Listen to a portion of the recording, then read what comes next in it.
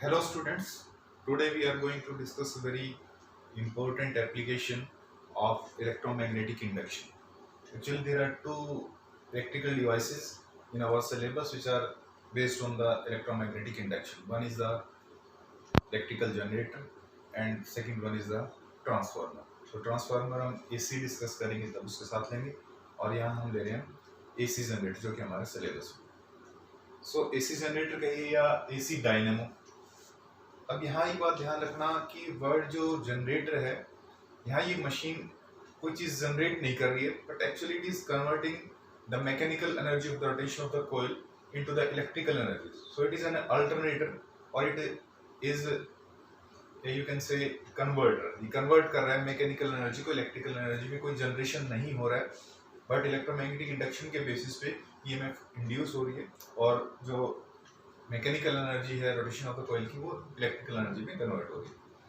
यहाँ एक तरह से जनरेटर वर्ड जो है मिसनोमर है, हम इसके बजाय इसको अल्टरनेटर भी कह सकते हैं. अब हम बात करते हैं कि जनरेटर का प्रिंसिपल क्या है, उसकी थ्योरी, वर्किंग और कंस्ट्रक्शन वो डिस्कस करते हैं one by one. So N AC generator और dynamo is a device which converts mechanical energy into the electrical energy. Mechanical energy को इलेक्ट्रिकल एनर्जी में कन्वर्ट करता है. And its principle is it is based on the Faraday's law of electromagnetic induction. और आपको पता है कि Faraday's law of electromagnetic induction क्या होता है कि whenever there is a change in the magnetic flux, whenever there is a change in the magnetic flux linked with the coil or a circuit, then there occurs an induced EMF across its terminals. So जब तक magnetic flux change होती रहती है तो EMF induce होती है, हम पढ़ चुके. Means Faraday's law of electromagnetic induction के ऊपर बेस्ड है. मींस जो इंड्यूस्ड ईएमएफ होती थी उस इंड्यूस्ड ईएमएफ का जो एक्सप्रेशन आता था वो आपके पास, आपको पता है, वो होता था E = -d∅ dt, where phi b is the magnetic flux linked with the coil and minus sign here is as per the Lenz law so as to oppose the cause of the flux change. ठीक है, Lenz law के according law of conservation of mechanical energy को maintain करने के लिए. और जो phi B जो फ्लक्स होती थी, आपको पता है कि अगर कॉइल के अंदर नंबर ऑफ टर्न्स अगर n है तो n b a cos theta या n b डॉट a लिखा जाता था. b डॉट को एक्सपेंड करते थे तो b a cos theta, where theta is the angle which the normal to the plane of the coil makes with the direction of magnetic field. So cos theta लिखा जाता था और theta is equal to हमारे पास क्या होता है omega t. Omega is the angular speed of the rotation of the coil. Omega is the angular speed of the rotation of the coil.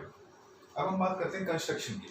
तो जो एसी जनरेटर है उसके पास कंस्ट्रक्शन के basically चार पार्ट्स हैं. First one is the armature coil. यहाँ पे ABCD आपको एक कॉपर की बाइंडिंग्स की गई है. Large number of turns of copper bindings of insulated wires are wounded over a laminated soft iron core. वो आपके पास यहाँ पे हम सपोज एक सिलेंडर के ऊपर वाउंड कर देते हैं इसको.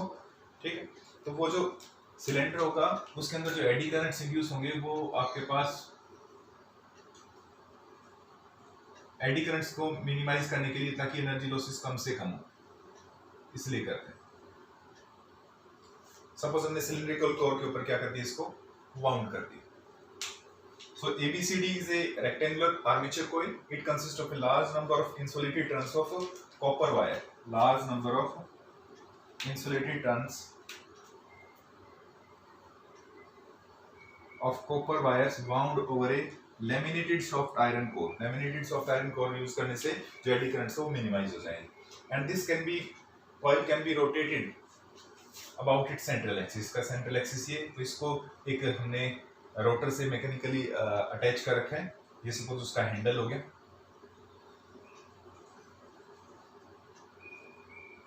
ठीक है, तो इस हैंडल को जब घुमाएंगे ऐसे तो इस तरह से ये इस एक्सिस के अबाउट क्या करेगी, रोटेशन करेगी. ठीक है, रोटेशन एक्सिस हो गई.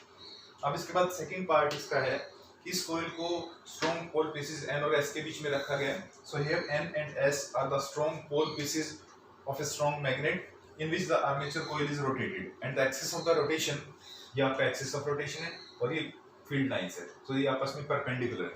So the axis of rotation is perpendicular to the magnetic field lines. Next जो पार्ट है इसका वो है हमारे पास जो इसके फ्री एंड्स हुए इस कोइल के. से आपके पास ABCD आर्मेचर कोइल थी तो इसके फ्री एंड हुए. इन फ्री एंड्स को आपके पास सर्कुलर रिंग्स हैं. ठीक है। और you can say that circular rings are the part of a cylinder, small part of the cylinder. इस तरह से होगी, जस्ट लाइक ऐसे ऐसे इस तरह की रिंग्स, ठीक है। तो एक रिंग ये होगी, दूसरी रिंग ये होगी, तो इनको स्लिप रिंग्स नाम दिया। So slip rings R1 and R2 are two hollow metallic rings, hollow metallic rings, or you can say that is a part of a drum.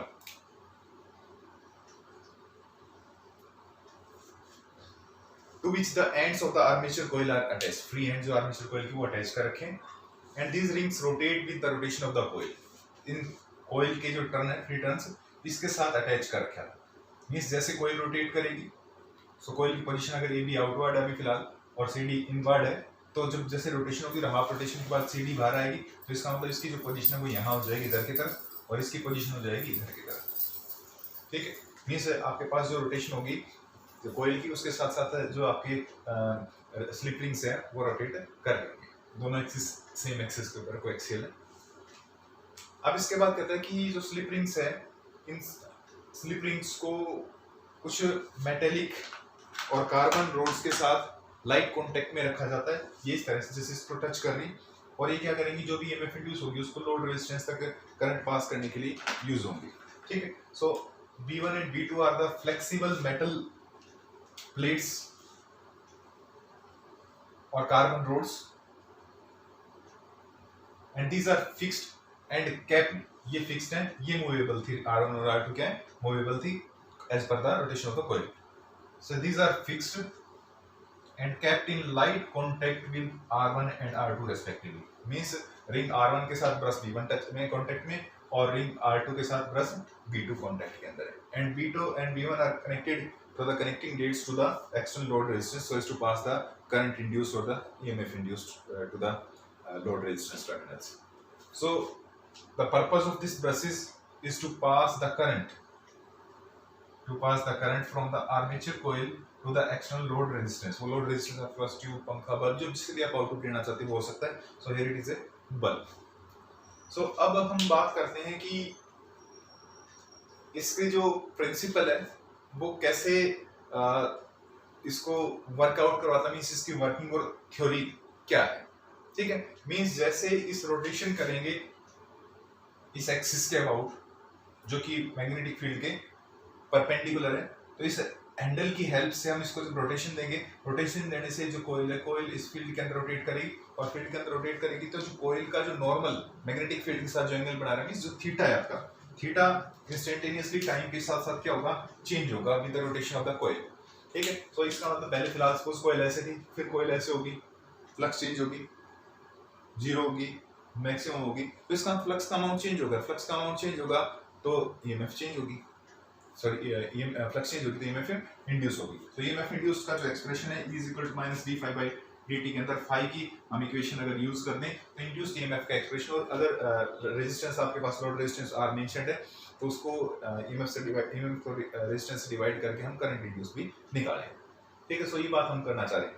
अब बात ये करना कि हमें जो जनरेटर जो होता है या जो डायनेमो होता है, हमारे पास जो हाइड्रो इलेक्ट्रिक पावर स्टेशन है वहां पे भी जो डायनेमो की कोयल है वो रोटेट की जाती है। डायनेमो की कोयल को आपके पास एक तरह से बड़े फैंस होते हैं, ब्लेड्स होती है, गिगेंटिंग ब्लेड्स, उसके ऊपर डैम के ऊपर जो ग्रेट हाइट के ऊपर वाटर स्टोर है उसको जब ड्रॉप किया जाता है तो उसकी जो पोटेंशियल एनर्जी थी वो kinetic energy of the fan, जो कि रोटेट इन टर्न किससे कनेक्टेड है, coil of the armature coil of the dynamo. तो आर्मेचर कोयल रोटेट करेगी तो मैकेनिकल एनर्जी मिलेगी वो, और मैकेनिकल एनर्जी किस में कन्वर्ट होगी, फैराडेज लॉ के अकॉर्डिंग इलेक्ट्रोमैग्नेटिक इंडक्शन के कारण से EMF इंड्यूस में या करंट इंड्यूस। इसी तरह से यदि उस कोयल को रोटेशन के लिए सुपर हीटेड स्टीम ले ले, वो सुपर हीटेड स्टीम हम कोल को बर्न करके या ऑयल से भी ले सकते हैं, डीजल से ले या किसी दूसरे ऑयल से ले, ठीक है। तो जब कोयल रोटेट करेगी तो फ्लक्स चेंज होगा, EMF इंड्यूस होगी, तो वो आपके पास हो जाएगा, आपके पास थर्मल पावर स्टेशन में जो यूज होता है।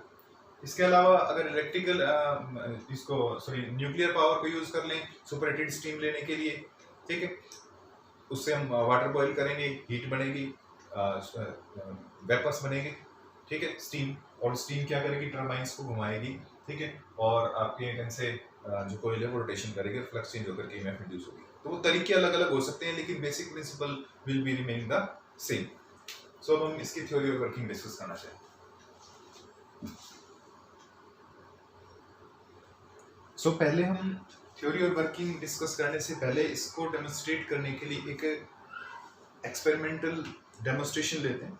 हमारे पास एक मॉडल है यहाँ पे इलेक्ट्रिकल जनरेटर का। यहाँ हमारे पास इस केस के अंदर तो हम क्या कर रहे हैं, जो डायग्राम हमने बनाया था इसके अंदर हम कॉइल को रोटेट कर रहे हैं मैग्नेटिक फील्ड के अंदर। चाहे चाकू खरबूजे पड़े, चाहे खरबूजा चाकू पड़े, कटना खरबूजे को होता है, मीन्स चाहे कॉइल रोटेट करे या मैग्नेटिक फील्ड रोटेट करे, मीन्स फील्ड मैग्नेट्स। तो यहाँ पे कॉइल तो स्टेशनरी है, ये जो कॉइल है आपके पास दो शो हो रही है, इनको एक दूसरे से अटैच कर रखे आउटपुट देने के लिए, और इनके बीच में ये मैग्नेटिक फील्ड आपको देख रहे हैं, मैग्नेट्स लगा रखे हैं और ये रोटेशन करेंगे और इस हैंडल की हेल्प से, ठीक है। तो फ्लक्स चेंज होगा, ईएमएफ इंड्यूस होगी। तो उस ईएमएफ इंड्यूस्ड को ऑब्जर्व करने के लिए हमने इसके जो एक्सटर्नल पॉइंट्स थे, से इसका आउटपुट एंड थे, पॉजिटिव नेगेटिव एंड थे, यहाँ पे हमने लीड लगा करके और ये क्रोकोडाइल क्लिप की हेल्प से, और ये हमारे पास एक बल्ब है, इस बल्ब से हमने इसको कनेक्ट कर दिया, ठीक है। ये आपके पास आउटपुट एंड थे। अब हम करते क्या है कि इस कोयल को, ये जो कोयल दिख रही है आपको, सॉरी मैग्नेटिक फील्ड को इस कोयल में के बीच में रखा हुआ है और इसको रोटेट करेंगे इस हैंडल की हेल्प से। थोड़ा सा एक बार इनिशियल टॉर्क देना पड़ेगा इसको, सो ये इस तरह से ये देना है, उसके बाद ये रोटेशन करने लगेगी। आपका ध्यान बल्ब पे हो,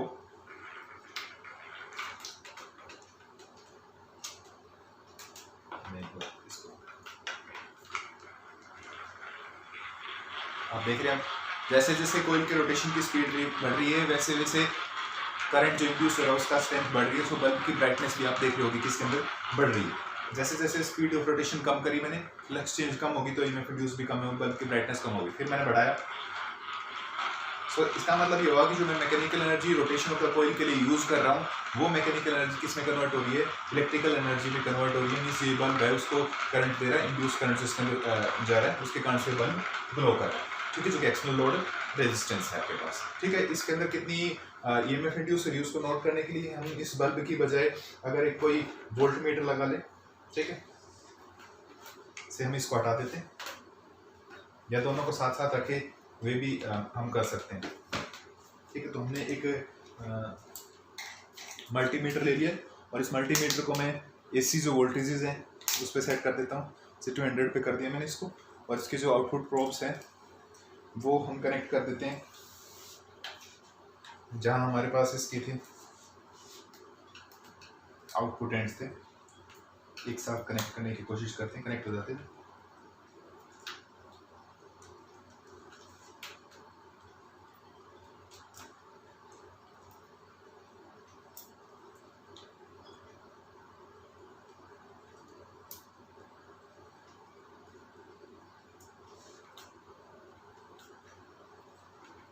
ये कनेक्ट हो गए, ठीक है, बस हिले नहीं। और हमें ध्यान रखना है इस जो इधर कर रहे हैं रोटेशन में करना है, जो डिजिटल मल्टीमीटर है इसके ऊपर ध्यान रखना, ठीक है।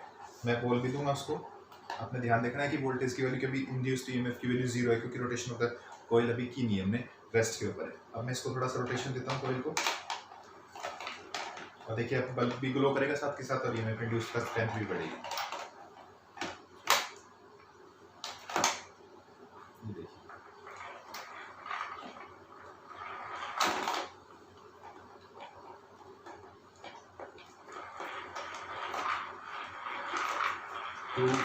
2.5 स्पीड के ऊपर डिपेंड करता है इसके रोटेशन पे। आप इसको मेरे पास फिक्स रखने के लिए कोई है नहीं, मैं यहाँ से इसको इस तरह से पकड़ लेता हूँ, तो इसको एक बार रोटेशन देना पड़ता है।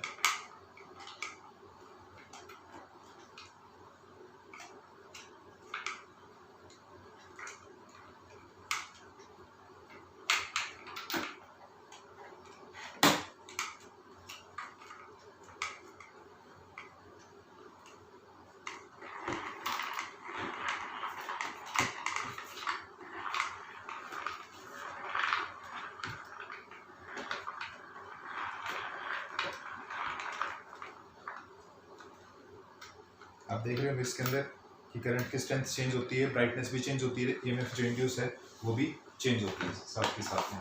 ठीक है, मैं साथ साथ करने की कोशिश करता हूँ दोनों एक के साथ।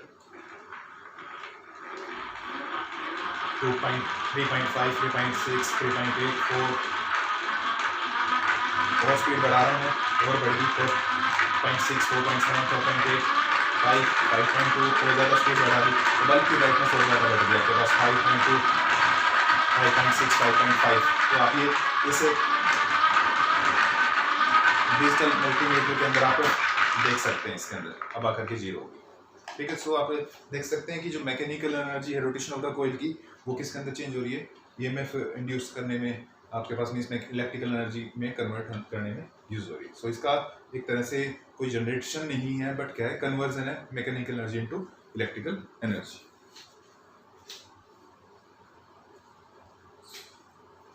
सो अभी हमने वर्किंग डेमोन्स्ट्रेट की थी इसकी एसी जनरेटर की।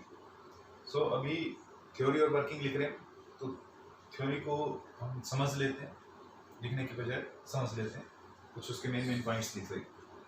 तो हमने ये कहा था कि एक मैग्नेटिक फील्ड से नॉर्थ टू साउथ इस डायरेक्शन के अलोंग, और एक आर्मेचर कॉइल ABCD वो इस तरह से रखी हुई है कि उसका जो प्लेन है वो फील्ड की डायरेक्शन के नॉर्मल है, मीन्स फील्ड की डायरेक्शन का नॉर्मल n कैप और मैग्नेटिक फील्ड दोनों एक ही डायरेक्शन में, means initial theta equal to 0।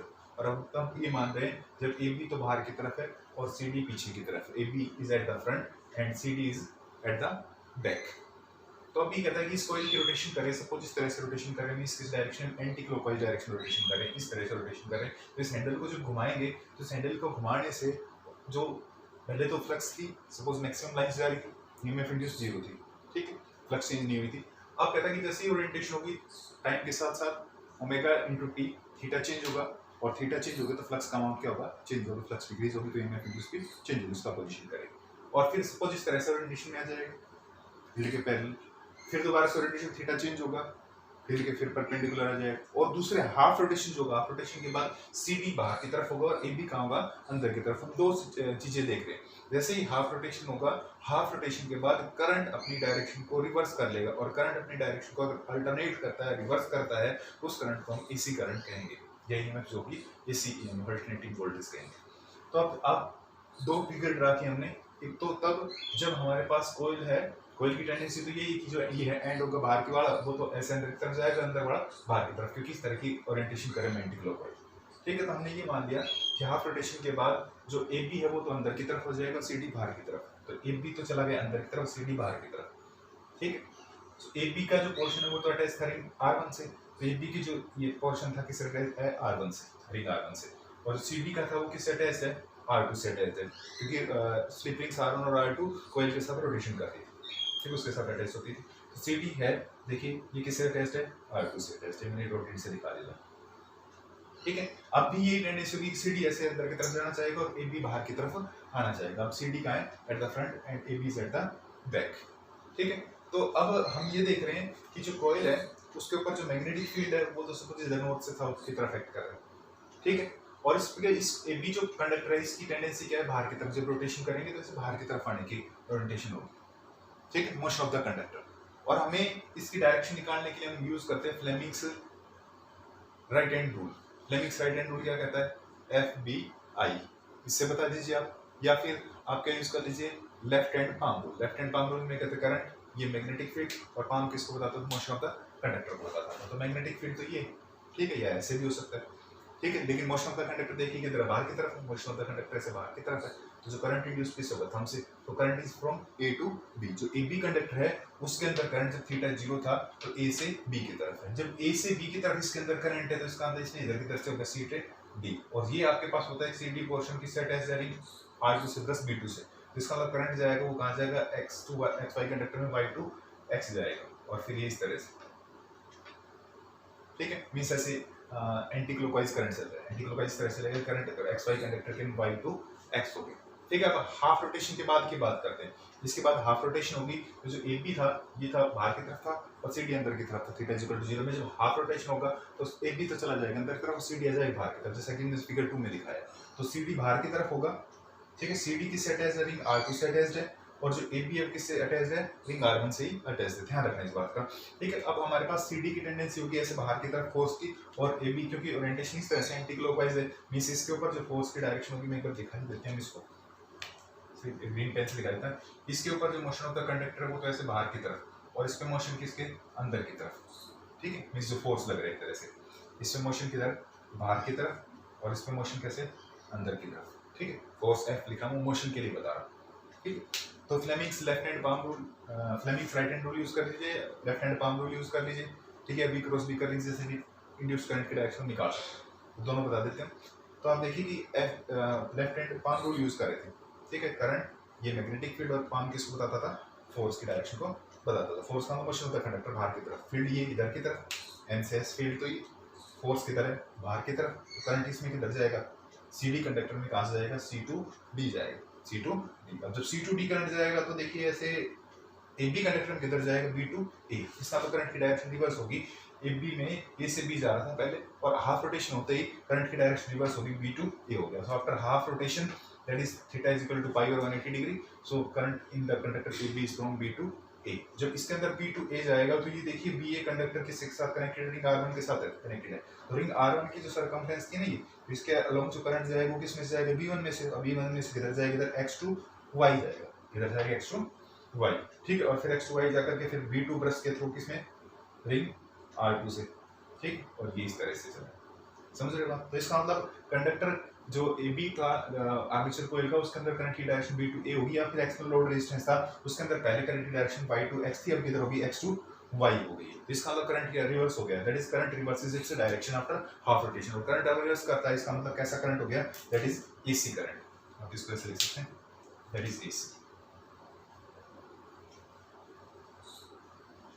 जो ईएमएफ इंड्यूस हो रही है वो कौन सी है, अल्टरनेटिंग ईएमएफ इंड्यूस होगी। अभी हम इसकी थ्योरी को डिस्कस करते हैं साथ साथ, और फ्लेमिंग्स लेफ्ट हैंड रूल से सॉरी राइट हैंड रूल से बता देते हैं। Force motion of the conductor B I, F B और आई, देखिए बी किधर की तरफ है, ऐसे। ठीक है, फोर्स का है बाहर की तरफ, तो करंट इंड्यूस क्या है, ए टू बी होगा, किधर होगा, ए टू बी। इसकी बात करें तो इसमें देखिए फील्ड तो यही है। ठीक है, मोशन किधर की तरफ है, एफ बी और आई, मोशन किधर है, अंदर की तरफ है, तो करंट कैसे इंड्यूस होगा, सी टू डी डाउनवर्ड। इसके ऊपर अप्लाई करेंगे तो भी सेम। फिर दोबारा से देख लीजिए, एफ बी आई। ठीक है, सो बी एफ और बी तो हमें पता है, आई निकालना है, एफ बी, बी किधर, इधर की तरफ है। ठीक है, एफ किधर, बाहर की तरफ है, तो आई किधर हुआ, ए टू बी। ठीक है, इसके अंदर बात करें, मोशन कंडक्टर के अंदर की तरफ है, मोशन ऑफ द कंडक्टर अंदर की तरफ, फील्ड कैसे था, इनवर्ड, तो करंट कैसे है, ऐसे फिंगर्स। ठीक है, तो ये हमें पता चल गया।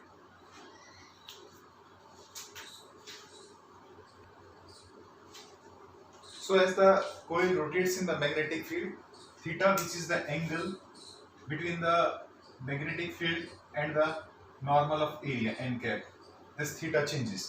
V और area of the magnetic field के बीच में जो ओरिएंटेशन को रिप्रेजेंट कर रहा है थीटा, वो चेंज होता है। ठीक है, सो आप ये कहोगे एज द कोइल रोटेट्स,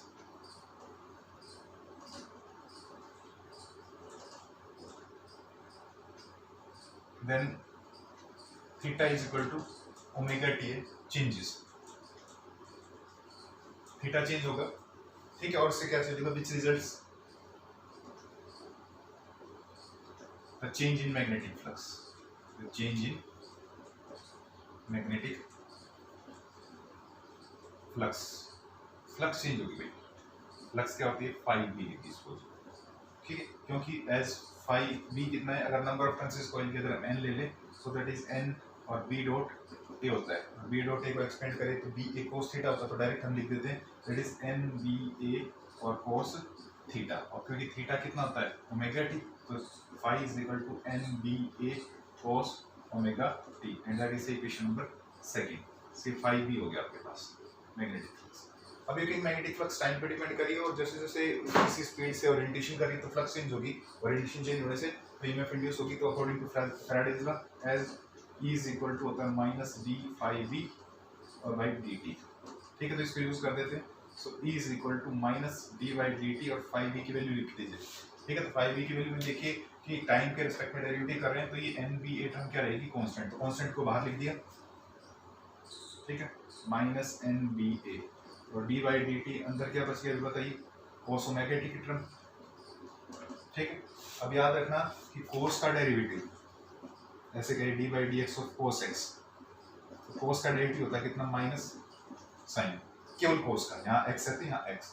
अगर मैं लिखूँ D by D x of cos 2x, तो कोस का डेरिवेटिव कितना होगा, माइनस साइन। ठीक है, लेकिन यहाँ किसके रेस्पेक्ट में करें, एक्स के रेस्पेक्ट में, लेकिन एक्स थोड़ी कितना है 2x, तो साथ में 2x का डेरिवेटिव और लिखना पड़ेगा। 2x का डेरिवेटिव कितना होगा, 2 बाहर आ जाएगा, dx बाई dx कितना 1, तो 2 माइनस 2 साइन 2x। तो इसका मतलब जो भी इसके साथ x के साथ जो एक्स्ट्रा टर्म होती है वो लिखी जाती है। तो अगर मान लीजिए सपोज ये होता है डी बाई डी टी और किसका कोस ओमेगा टी, तो कोस का डेरिवेटिव कितना होता है, minus sign omega T H H. लेकिन ये डेरिवेटिव कर टी के रेस्पेक्ट में, बट ये टी नहीं है, तो डेरिवेटिव किसका मल्टीप्लाई और करना पड़ेगा, d by D t of omega t, और ओमेगा टी में ओमेगा बाहर आ जाएगा। ठीक है, तो d t by D t 1 हो जाएगा, so that is minus omega sine omega t, और d t by D t आपके पास कितना हो गया, 1 हो गया। तो इसका जो डेरिवेटिव लिखा जाएगा वो कितना होगा, कोस का डेरिवेटिव कितना, माइनस साइन ओमेगा टी, और ओमेगा टी का डेरिवेटिव कितना, ओमेगा। ठीक है, ये हमने ध्यान रखना, ये मैथमेटिक्स का एक रिजल्ट है।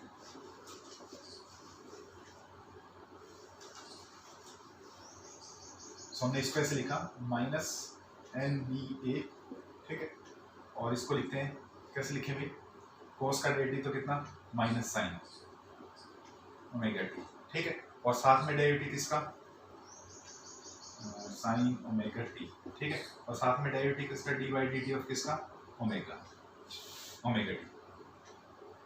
ठीक है, हम साइन सोच रहे थे, साइन टी सोच रहे थे, लेकिन साइन टी ये क्या है, सॉरी कोस सोच रहे थे, कोस टी होगा, cos t invert omega t का डेरिवेटिव कितना हो जाएगा, omega. So that will be minus N B A, ठीक है, एंड ओमेगा टी का डेरिवेटिव कितना हो गया, ओमेगा, और d t by D t हो जाएगा 1, तो ओमेगा लगा यहाँ पे, और sign omega T.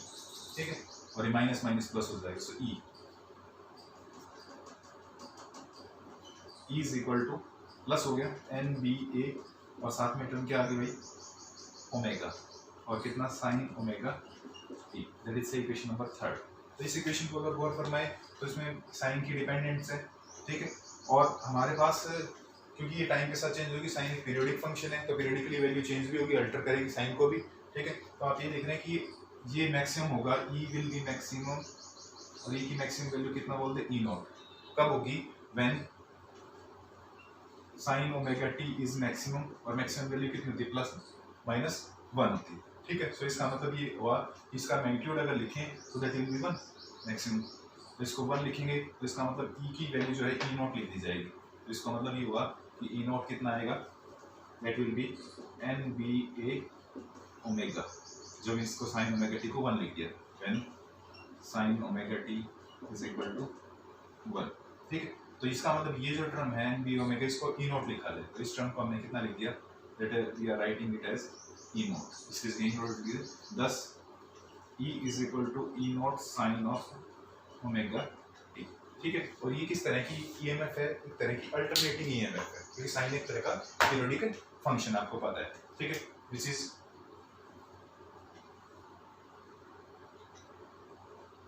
N alternating EMF, जो कि एक अल्टरनेटिंग ईएमएफ है। और इस अल्टरनेटिंग ईएमएफ को अगर किसी लोड रेजिस्टेंस पे अप्लाई करेंगे तो वो करंट कैसा हो जाएगा, alternating current. So alternating current, if R is the resistance of the coil, yes load resistance, if R is the resistance of load, then induced alternating current, then alternating current, जो AC current है वो हमने next chapter में पढ़ने, alternating AC current. बताइए क्या होगा, I is equal to E by R, so E की वैल्यू कितनी है, E naught sine of omega t और डिवाइडेड बाई आर, और ई नॉट बाई आर को क्या लिखते हैं, I naught, so I is equal to I naught sine of omega T. ठीक है, ये आपके पास इक्वेशन नंबर हो गया 5। ये आपके पास क्या हो गया, alternating current, which is alternating current. अब याद रखिए कि इस अल्टरनेटिंग करंट की वैल्यू टाइम के साथ साथ चेंज हो रही है। आपकी बुक के अंदर दे रखा होगा, पहले ओरिएंटेशन ऐसे दे रखी होगी, इस पे बिल्कुल परपेंडिकुलर, ठीक है, ईएमएफ इंड्यूस 0 होगी, उसके बाद इसकी ऐसे ओरिएंटेशन करेगी, इसके पैरेलल मैक्सिमम ईएमएफ इंड्यूस होगी at you can say that will get pi by 4, ठीक है। फिर उसके बाद फिर orientation theta is equal to 180 degree, फिर 0, फिर 3 आपके पास पाई बाई 4, फिर 2 पाई, इस तरीके से। तो हम उसको ओमेगा टी की टर्म में और पाई दोनों की टर्म के अंदर अपलोड कर सकते हैं। वो आप अपनी बुक के अंदर से देख लेना, ठीक है। हम नहीं करेंगे, ये इतना ही सफिशिएंट है। तो हम ये कहते हैं कि इसको थोड़ा चेंज कर देता हूँ।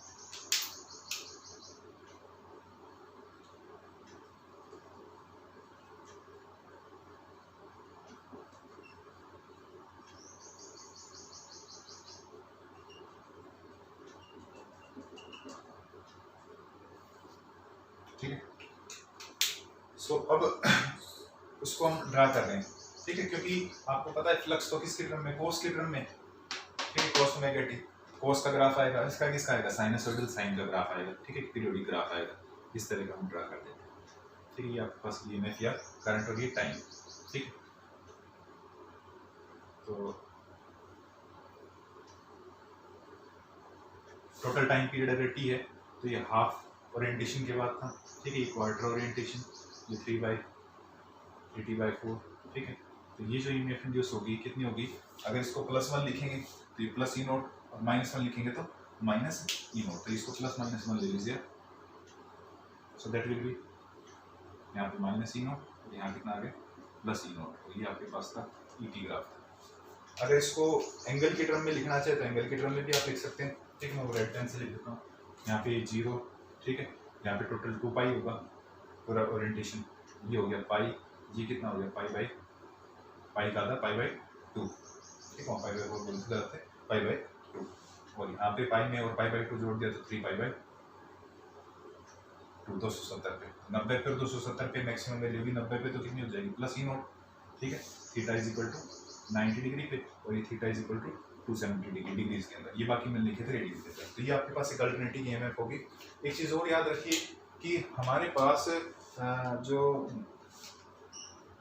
प्रैक्टिकल लेवल के ऊपर है, जो हमारे जो थर्मल पावर स्टेशन है, हाइड्रोइलेक्ट्रिक पावर स्टेशन है, न्यूक्लियर पावर स्टेशन है, वहाँ पे जो कोयल है, जो आर्मेचर कोयल है, वो एक से अधिक कोयल भी यूज़ की जा सकती है, ठीक है। यदि हमारे पास 2 कोयल आपस में परपेंडिकुलर यूज़ करें 90 डिग्री के ऊपर, ठीक है, सपोज एक कोयल ये और एक ये, ठीक है। तो जब ये इस तरह से है तो इसके अंदर तो फ्लक्स कैसी थी, कांस्टेंट थी, ये इसके पैरेलल थी, इसमें 0 थी, फ्लक्स कट रही थी, इसमें मैक्सिमम जा रही थी। लेकिन जब ये इस तरह से जाएगी तो इसके अंदर से मैक्सिमम होगी और इसके अंदर से कितनी होगी 0, तो 90 डिग्री का फेज चेंज होगा उसके अंदर। तो इसका 2 फेज में एसी आएगी, कितनी आएगी 2 फेज में, इसको 2 फेज एसी जनरेटर बोलेंगे। अगर 3 कोयल यूज कर ले 60-60 डिग्री पे ऊपर तो 3 फेज एसी जनरेटर, और उससे ज़्यादा यूज कर ले, इसको हम 45-45 डिग्री पर यूज कर लें तो वो मल्टी फेज एसी जनरेटर कहलाएंगे हमारे पास। तो थर्मल पावर स्टेशन में भी हमारे पास जनरेटर यूज होते हैं, ठीक है। सुपर हीटेड जो स्टीम है, हमने कोल या ऑयल को यूज़ करके उस कोयल की रोटेशन की है, ठीक है। जब स्टीम बनी, स्टीम उस टर्बाइन्स के ऊपर टकराएगी, उसको क्या करेगी, रोटेशन करेगी। हाइड्रोइलेक्ट्रिक पावर स्टेशन में ग्रेट हाइट से वाटर गिरता है, ठीक है। तो ये आप पहले भी पढ़ चुके हो। तो हमारे पास ये एसी जनरेटर की बात है। एप्लीकेशन कहाँ है कि इंडस्ट्रीज़ के अंदर, ठीक है, जहाँ पे हमारे पास जिन रीजन्स के अंदर जो ट्रांसमिशन ऑफ इलेक्ट्रिसिटी पॉसिबल नहीं है, वहाँ पे हम जनरेटर्स यूज़ कर सकते हैं, ठीक है। तो ये हमारे पास एसी जनरेटर था जो हमारे सिलेबस के अंदर था, ठीक है। आपको याद रखना है कि आधी रोटेशन के बाद करंट चेंज हो जाएगा, डायरेक्शन को रिवर्स कर लेगा पीरियडिकली, ठीक है। आधी रोटेशन के बाद नेगेटिव साइकिल के अंदर ही चला जाता है, ठीक है। तो इस तरह से आप ये कह सकते हैं एसी होगा। लेकिन अगर आप डीसी जनरेटर की बात करो, हालांकि सिलेबस में नहीं है, तो ये जो आपके पास स्प्लिट रिंग्स, ये जो रिंग्स थी, ये स्प्लिट हो जाएंगे हाफ, ये एक रिंग होगी ऐसे और एक रिंग ऐसे, आधी रिंग यूज की जाएंगी, ठीक है। तो वो आपके पास होगा कौन सा, डीसी जनरेटर हो जाएगा,